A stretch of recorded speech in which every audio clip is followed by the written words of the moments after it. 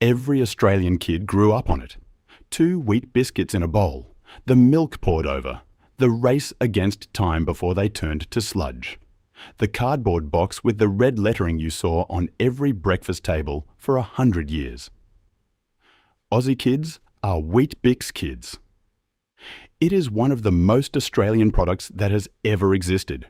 More Australian, in its way, than Vegemite, because Vegemite you either love or hate. But Weet-Bix everyone simply ate.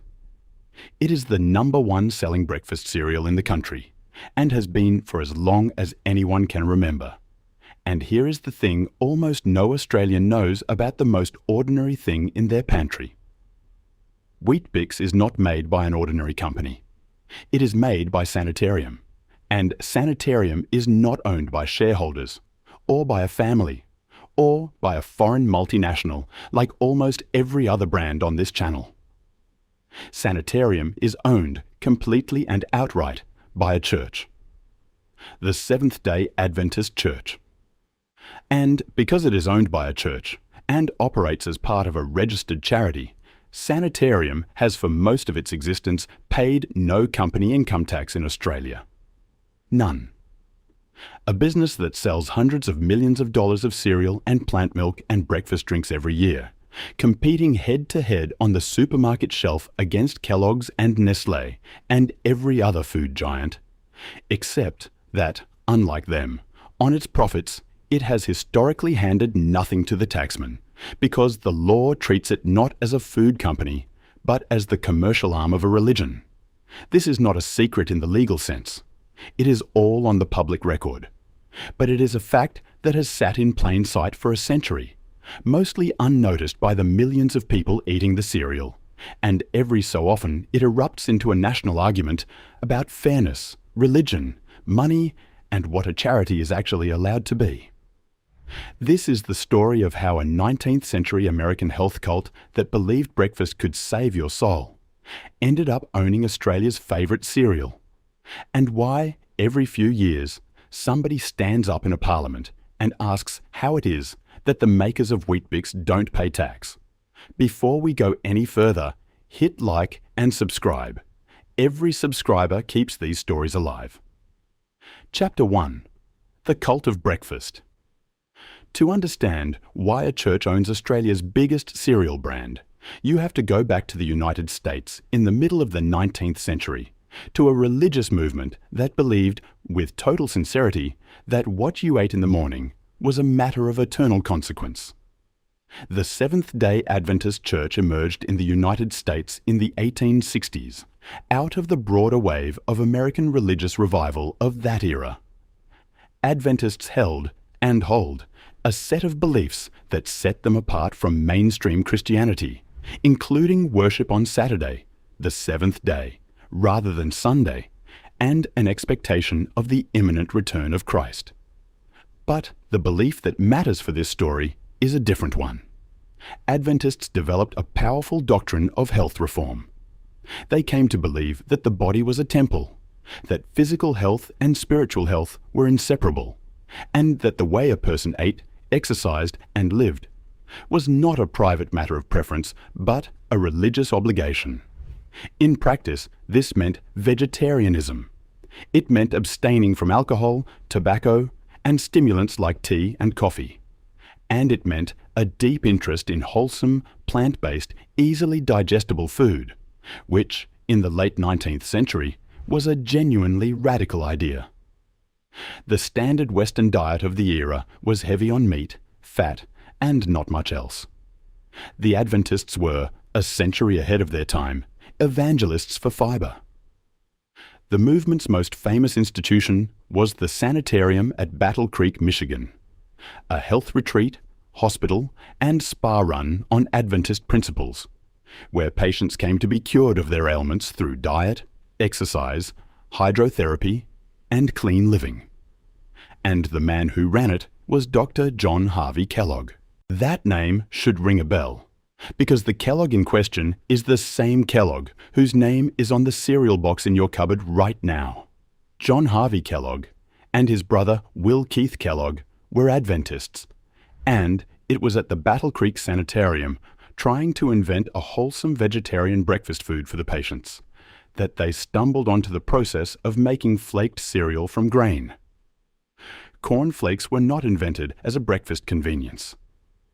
They were invented as health food by a religious health institution as part of a spiritual mission to reform the human diet. The two brothers would eventually fall out spectacularly over whether to add sugar and sell the cereal commercially. Will wanted to, John the doctor did not. And Will went off to found the Kellogg Company that became the cereal giant. But the crucial point for our story is this. The entire modern breakfast cereal industry was born out of the Seventh-day Adventist Church's belief that breakfast was a religious act. Cereal is, at its root, a sacrament of a 19th century American health movement. The brothers' feud is worth a moment because it illuminates the exact tension that runs through this whole story. John Harvey Kellogg, the doctor, the true believer, saw the cereal as medicine, a tool of health reform, not a product to be hawked for profit. To sweeten it, to advertise it, to chase market share, was to corrupt the mission. His younger brother, Will Keith Kellogg, looked at the same flaked corn and saw a fortune. Will won that argument by simply leaving and doing it himself, adding sugar, building a commercial empire, and becoming one of the wealthiest men in America. John Harvey stayed at the sanitarium, pure and increasingly sidelined, watching his brother turn the health reform breakfast into a sugary commercial juggernaut. That split, between breakfast as mission and breakfast as business, is precisely the fault line that sanitarium has straddled in Australia for 100 years. The Kellogg Company went all the way to the commercial side and became a conventional profit-making tax-paying corporation. Sanitarium did something stranger. It became a formidable commercial business, while never leaving the mission side, staying owned by the church, run for the church's purposes, with all the commercial muscle of a Kellogg's but none of the private ownership. It is, in a sense, the path John Harvey Kellogg might have taken if he had been a better businessman. A health reform food empire that stayed inside the church. And that movement did not stay in Michigan. It was a missionary church, and in the 1890s it sent its people and its food doctrine to the other side of the world, to Australia. Chapter 2. The Mission to Australia. In the 1890s, the Seventh-day Adventist Church established itself in Australia, and it brought the whole package with it: the theology, the health doctrine, and the conviction that feeding people properly was part of saving them. The church set up its operations and, crucially, its health food manufacturing in Australia around the turn of the 20th century. The early centre of Adventist life in Australia came to be focused at Warburton, in the hills of the Upper Yarra Valley east of Melbourne, where the church established a sanitarium, a health retreat and hospital on the Battle Creek model, along with associated operations. The Adventists were doing in Australia exactly what they had done in Michigan, running health institutions and, alongside them, manufacturing the wholesome vegetarian foods that their doctrine required. This is the origin of the company that would become Sanitarium. The name itself tells you everything. Sanitarium, from the health institution, the sanitarium, where the food was first made for patients. The company began not as a business in the ordinary sense, but as the food production arm of a religious health mission. Its purpose was to make and sell the vegetarian, plant-based, wholesome foods that Adventists believed in, both to support the church's health institutions and to spread the health gospel to the wider Australian public. From the very beginning, then, Sanitarium was structurally different from every other food company in this series. Arnott's was a baker's business.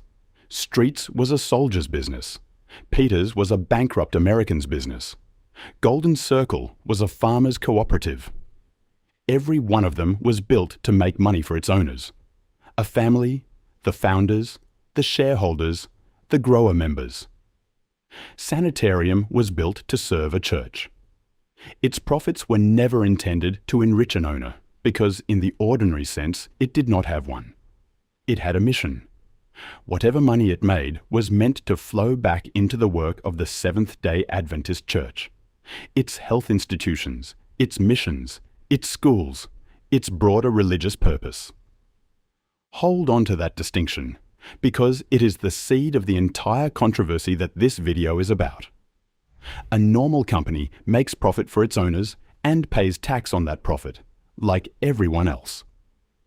Sanitarium was set up as the commercial arm of a charity, making money for a religious mission, and in Australian law that turns out to be a profoundly different and far more favourable position to be in. But all of that would have stayed a minor curiosity, a small church making vegetarian health food for a niche audience, were it not for one product, developed in the 1920s, that would conquer the Australian breakfast table and never let go. Chapter 3. 2 Wheat Biscuits. In the 1920s, Sanitarium launched the product that would define it forever, a dense, malty biscuit of whole wheat, baked hard, designed to be eaten in a bowl with milk. They called it Weet-Bix. The early history of Weet-Bix is tangled, and it is one of the things you should pin down precisely before you narrate it, because there is a genuine and contested origin story here involving more than one person and more than one country. The widely told version credits a man named Benison Osborne with developing the wheat biscuit product in Australia in the 1920s, and there is a related and confusing thread connecting it to the British cereal Weet-Bix, which to this day is a separate company in the United Kingdom, making an almost identical product under an almost identical name. The exact sequence, who developed what, when, and how the Australian Weet-Bix and the British Weet-Bix came to be near twins owned by entirely different organisations, is a great piece of detail for the video, and it is exactly the kind of thing worth getting right rather than guessing. What is not in doubt is what happened once Sanitarium had Weet-Bix. It took over the country's breakfast. The genius of Weet-Bix is its plainness. It is not sugary. It is not exciting. It is, on its own, almost aggressively bland, which is the whole point. It is a blank canvas. You can have it with hot milk or cold, with sugar or honey or jam, with banana or berries, mashed up for a baby, or stacked 6 high and drowned for a teenage boy. It is cheap. It is filling. It is made of wheat and almost nothing else, which means it sits comfortably inside the Adventist health doctrine that created it. Wholesome, plant-based, unpretentious, and it fed a nation. For generation after generation, Weet-Bix was simply what Australian children ate for breakfast. Not as a treat, not as a choice particularly, but as a default, the way they drank water from the tap. It became the best-selling breakfast cereal in Australia and stayed there decade after decade. The advertising slogan, "Aussie kids are Weet-Bix kids," was not really a boast. It was close to a statement of fact. The cereal was woven into childhood so completely that it stopped being a brand and became a piece of the furniture of Australian life, like the hills hoist in the backyard or the cricket on the radio in summer. The timing of its rise was perfect, and it was the same timing that lifted Vegemite. Weet-Bix grew up through the Great Depression of the 1930s and the rationing of the Second World War, exactly the years when Australian families needed food that was cheap, filling, shelf-stable and nutritious all at once. A box of wheat biscuits did everything a strapped household needed it to do. It stretched. It kept. It filled up hungry children before school for a fraction of the cost of a cooked breakfast. And it carried the imprimatur of health, fortified, whole grain, endorsed by the language of nutrition science, at a moment when families were anxious about whether their children were getting enough of the right things to eat. The Depression and the war did not slow Weet-Bix down. They embedded it, and it came with its own folklore, the way only the deepest cultural products do. The great national question, how many Weet-Bix can you eat, became a genuine piece of Australian childhood mythology. The number on the box, the boast in the playground, the older brother who claimed he could put away a dozen, the ad campaigns that turned the count into a badge of toughness and growing up. No marketing department could have manufactured that from scratch. It grew organically, out of the simple fact that the product was so plain and so cheap that eating a great stack of it became a feat rather than an indulgence. The cereal generated its own mythology, and the mythology sold the cereal in a loop that ran for generations. And every box of it was made by the commercial arm of the Seventh-day Adventist Church. The number of Australians who ate Weet-Bix every morning of their childhood without ever once wondering who made it, or who owned the company, or where the profits went, is essentially all of them. The cereal was so ordinary, so much a part of the background, that the extraordinary fact of its ownership simply never came up. You do not interrogate the cornflakes. You do not ask the breakfast table for its corporate structure. Weet-Bix was just Weet-Bix. But behind the plain red box, the company was growing into something large. And the larger it grew, the more pointed the question of its tax-free status became. Chapter 4. The thing that makes no money for anyone. Here is where the story turns from a charming tale about a health cult and a wheat biscuit into the controversy that gives this video its title. To understand it, you have to understand what kind of legal creature Sanitarium actually is. Sanitarium, the Sanitarium Health and Wellbeing Company, is owned by the Seventh-day Adventist Church in Australia. It is not a listed company. It has no external shareholders. You cannot buy a share in it. It operates, in legal terms, as part of the church's broader structure, and it has historically been treated by the tax system as the commercial activity of a charitable, religious organisation. In Australia, registered charities, including religious organisations, receive significant tax concessions. The logic is old and, in principle, widely accepted.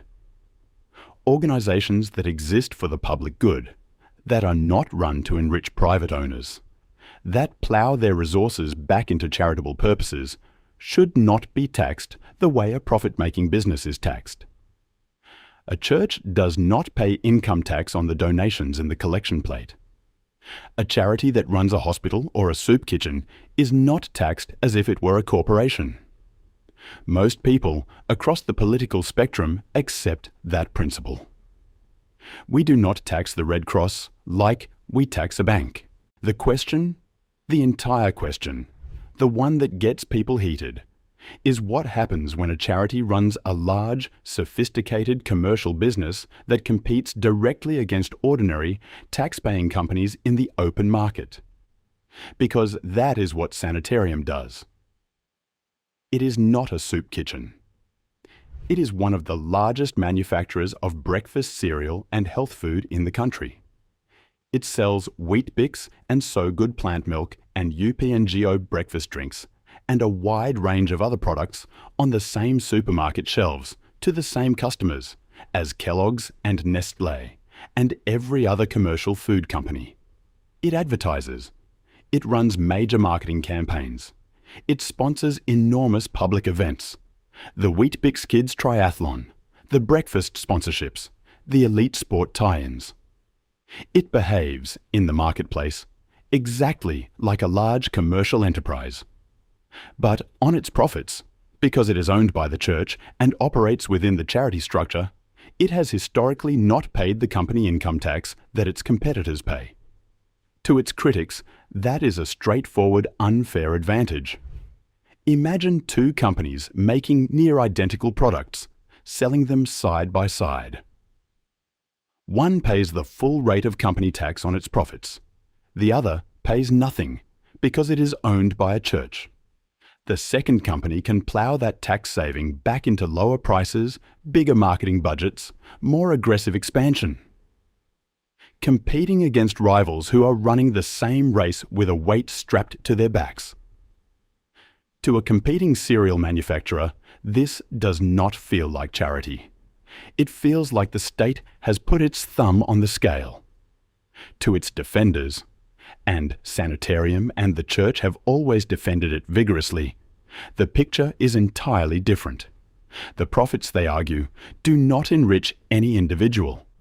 There is no rich owner pocketing the tax saving. The money flows back to the Church and its genuinely charitable works. Its hospitals, its aged care, its community health programs, its missions. Sanitarium, in this telling, is not a company dodging tax.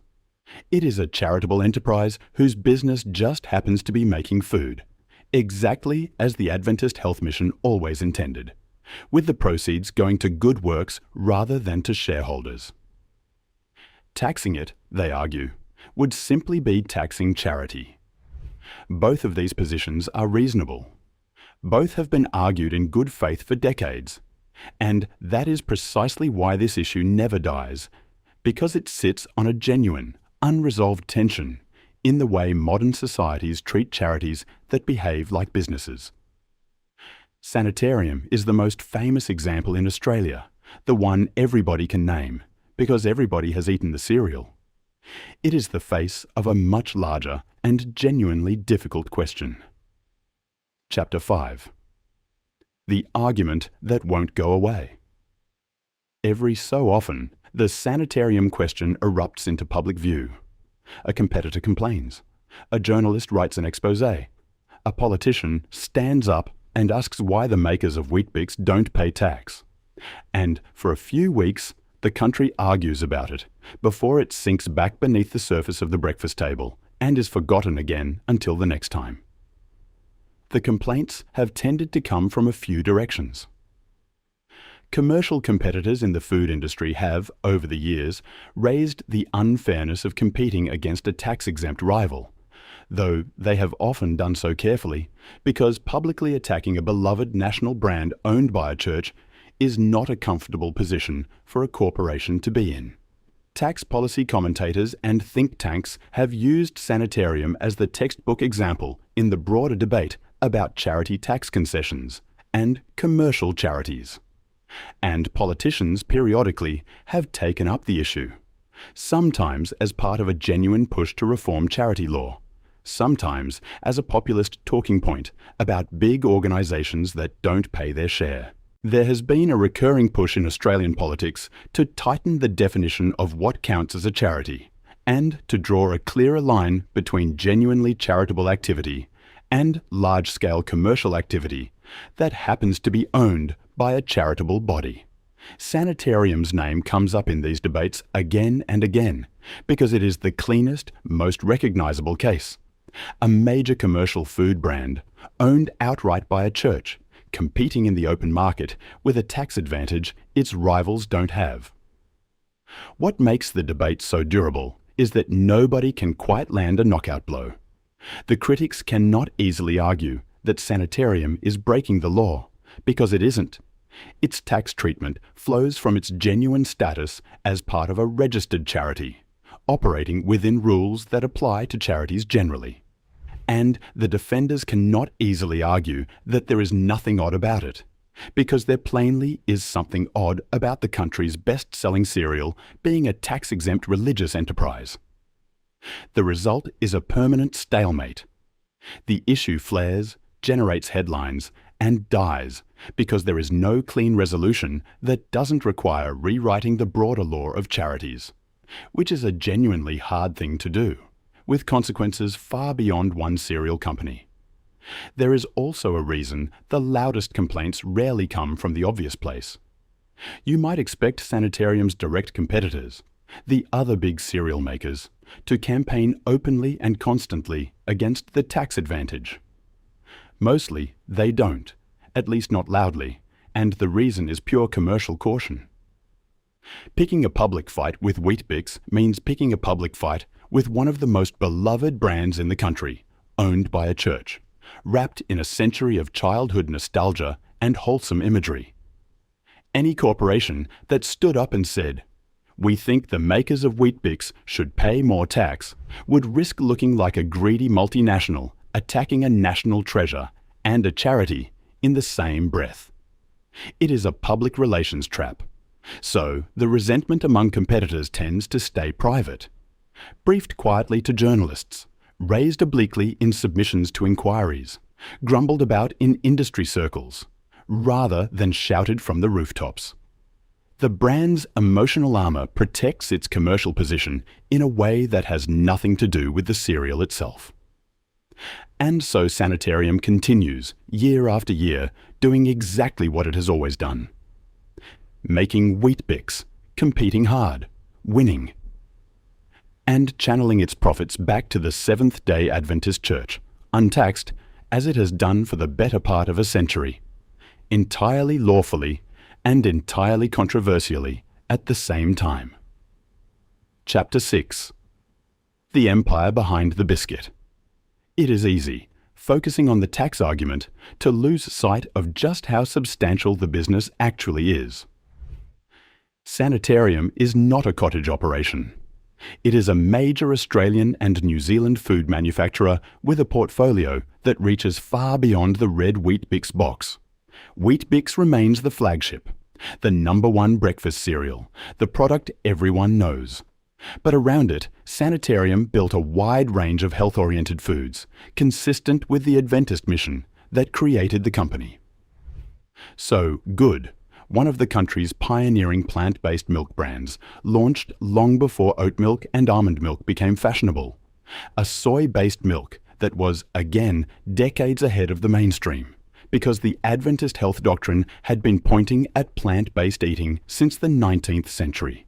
UPNGO, the liquid breakfast drink that became a staple for time-poor commuters and teenagers. A range of other cereals, spreads, and health products. In New Zealand, Sanitarium even owns the local rights to Marmite, the very British yeast spread whose Australian Gap once gave birth to Vegemite, closing a strange circle across these stories. The company operates major manufacturing facilities in Australia and New Zealand and employs a large workforce. It runs some of the biggest brand-sponsored community events in the country. Most famously, the Weet-Bix Kids Triathlon Series, which has introduced hundreds of thousands of Australian and New Zealand children to triathlon, and which doubles as one of the most effective brand-building exercises in the nation's food industry. It ties itself to elite sport, to national sporting teams, to the imagery of health and vitality and wholesome Australian childhood, exactly the territory the Adventist health mission staked out over a century ago. In other words, Sanitarium is genuinely good at business. This is not a sleepy charity that happens to sell a bit of cereal. It is a sharp, well-run, market-leading food company that has held the #1 position in its core category for generations against the full force of global competitors. It markets brilliantly. It innovates. It defends its turf.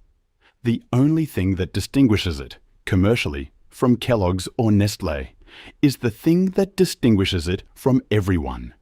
Its owner is a church, and its profits are not taxed the way theirs are. There is a deeper point buried in that product range, and it is worth drawing out, because it is the part that makes the defender's case stronger than the critics like to admit.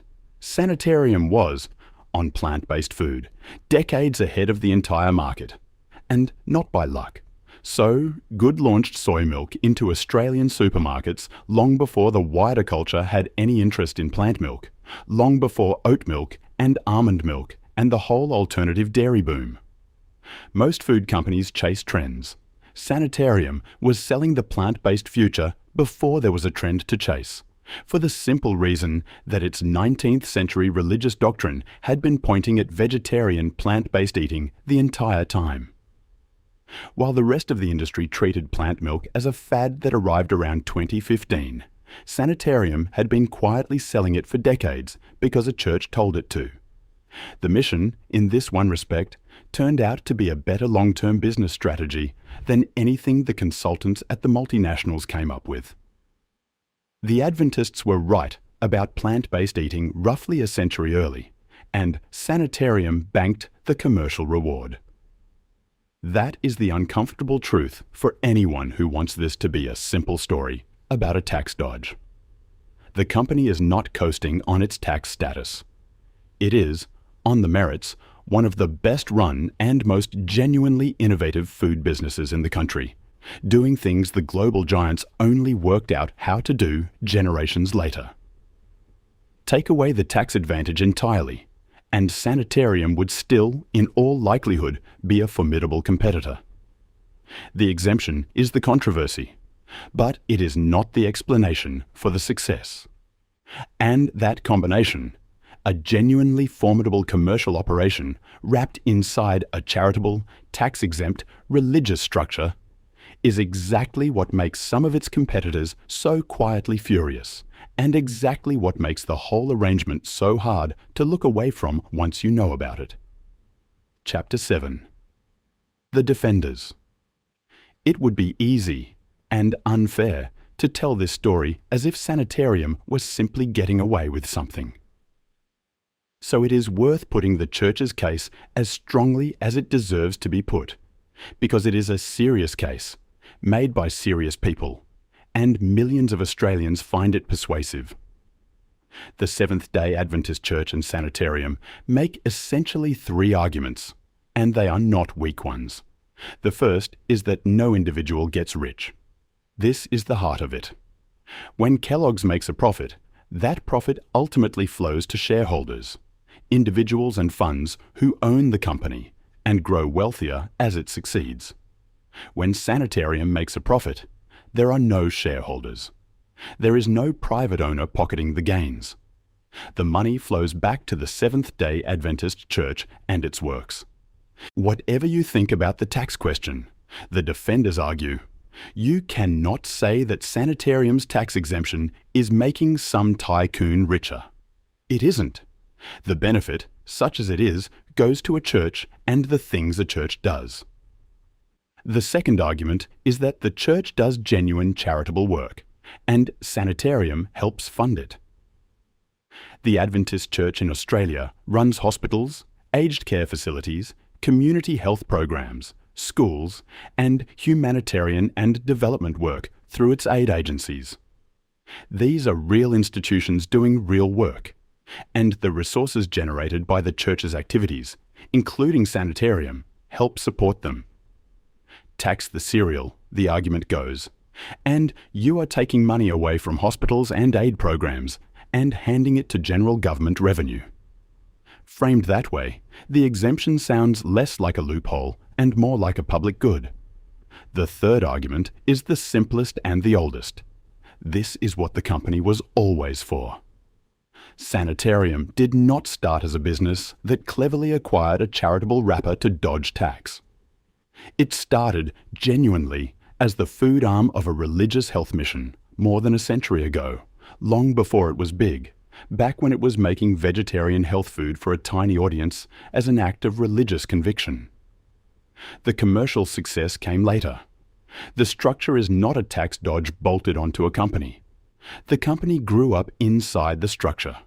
The mission came first. These are real arguments, and they explain why the issue never resolves. Because the defenders are not cynics defending the indefensible. They genuinely believe, with a good deal of justification, that Sanitarium is doing exactly what a charitable enterprise should do, making an honest product, competing fairly on quality, and sending the proceeds to good works rather than to private wealth. From inside that worldview, the critics are not crusaders for fairness. They are people trying to tax a church's charity in order to fund a government. The truth, as usual, is that both sides are partly right, and that is why, 100 years on, the argument is exactly where it started. Chapter 8. The Pattern Inverted. Step back and notice how strange the Sanitarium story is against everything else this channel has documented. The pattern, over and over, has been the same. Arnott's, built by a Scottish immigrant baker, sold to America. Streets, built by a wounded soldier, sold to Britain. Peters, the health food of a nation, ended up owned in a Yorkshire village. Vegemite, owned by America for 82 years before a cooperative bought it home. 4 and 20, the footy pie, now owned in Hong Kong. Golden Circle, the farmer's cannery, sold to an American ketchup giant. The story of Australian food is, again and again, the story of beloved local icons passing into the hands of distant, profit-maximising foreign owners, while the flag stays on the wrapper. Sanitarium breaks the pattern completely. It has never been sold. It has never gone offshore.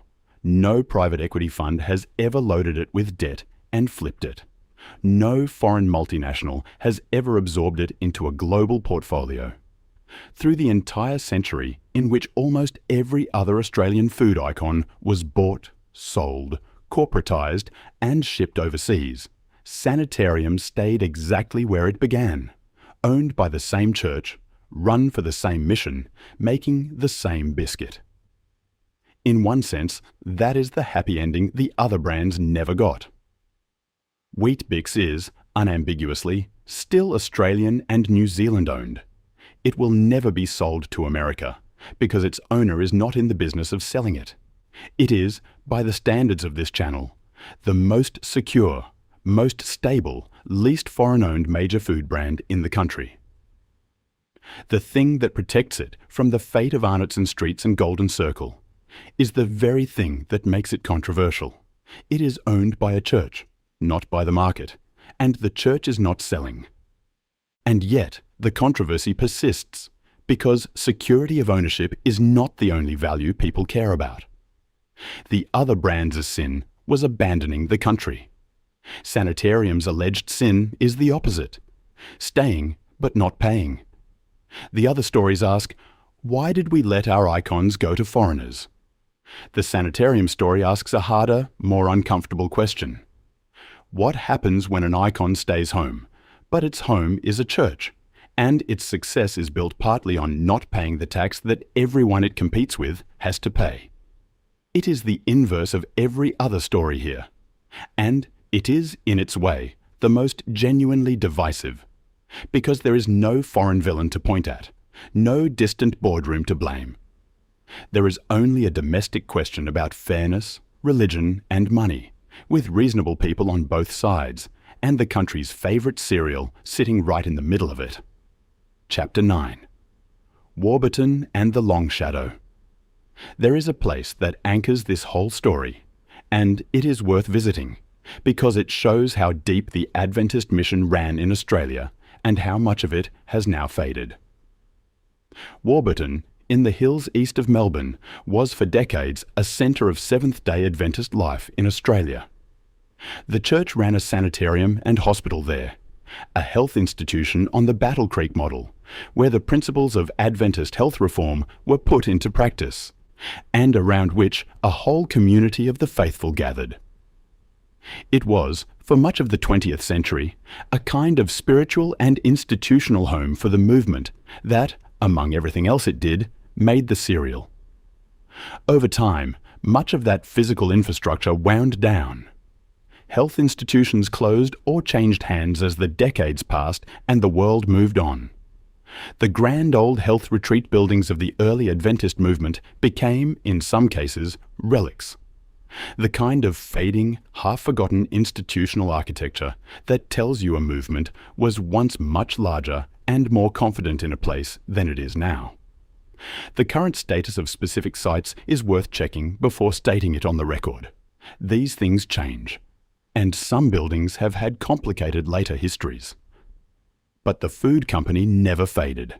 That is the remarkable thing.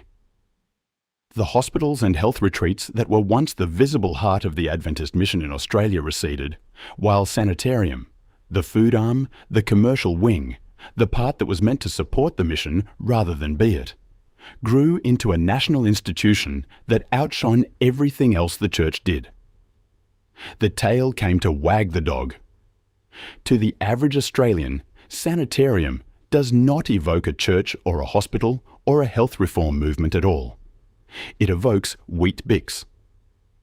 The religious mission that created the company has, in the public mind, almost entirely vanished behind the product. Most people who eat the cereal have no idea the word sanitarium refers to a health institution, or that there ever was one, or that a church stands behind it all. That is the long shadow of the story. A 19th century American health gospel crossed the ocean, planted itself in the hills of Victoria, built hospitals and retreats that have mostly faded, and left behind, as its most durable monument, a red box of wheat biscuits on every breakfast table in the country. The mission shrank, the cereal endured, and the company that was once the means to a religious end became, for all practical purposes, the most visible thing the religion ever made. Chapter 10. The Plain Red Box. Walk down the cereal aisle of any supermarket in Australia today, and the plain red box is still there, exactly where it has always been, usually at eye level, usually outselling everything around it. Weet-Bix. The same dense wheat biscuits, the same understated packaging, the same product that has fed Australian children for 100 years. Nothing about it has changed. Nothing about it looks like the centre of a national argument about tax and religion. It looks like breakfast, and almost everyone reaching for it has no idea. They do not know that the company that makes it is owned by the Seventh-day Adventist Church. They do not know that the profits flow to a religious organisation rather than to shareholders. They do not know that, unlike the Kellogg's box sitting right beside it, the Weet-Bix box comes from a company that has historically paid no income tax on its profits. They do not know that this exact arrangement has been argued over in newspapers and think tanks and parliaments for decades. They just know that Aussie kids are Weet-Bix kids, because that is what the ads have told them their whole lives, and because it is more or less true. This is the quiet strangeness at the heart of the story. The most ordinary product imaginable, the blandest, most wholesome, most taken for granted thing in the entire Australian pantry, sits on top of one of the most genuinely unusual ownership structures in Australian business. A church owns the cereal. The cereal funds the church. The taxman on those profits has historically stood aside because the law says a charity's commercial arm is not the same as a company. And the millions of people eating it every morning carry on, blissfully unaware that their breakfast is a small daily transaction with a 19th century religious health movement. Is it a scandal? That word is in the title, and it is the word the brand's critics would use. The unfair advantage, the tax-free empire, the commercial giant hiding inside a charity. But the church and its defenders would reject it flatly, and not without reason. There is no crime here, no hidden enrichment, no individual getting rich, no law being broken. Just a charity doing what charities are allowed to do, sending the proceeds to good works, exactly as it was set up to do over a century ago. The honest answer is that scandal is too strong and nothing to see here is too weak. What it really is a genuine and unresolved question about fairness that the country has never quite been willing to answer. Embodied, of all places, in a bowl of wheat biscuits. Chapter 11. What survived? The Weet-Bix story ends the way none of the others on this channel do. Not with a foreign takeover, not with a factory demolished, not with an icon lost to a distant owner, but with a brand that simply stayed exactly what it always was, for better and for worse. The brand survived. More than survived. It remained number one, decade after decade, fending off the global giants from a position of genuine strength. The factory survived in Australian and New Zealand hands, never sold offshore, never flipped by private equity. The mission, in its way, survived too.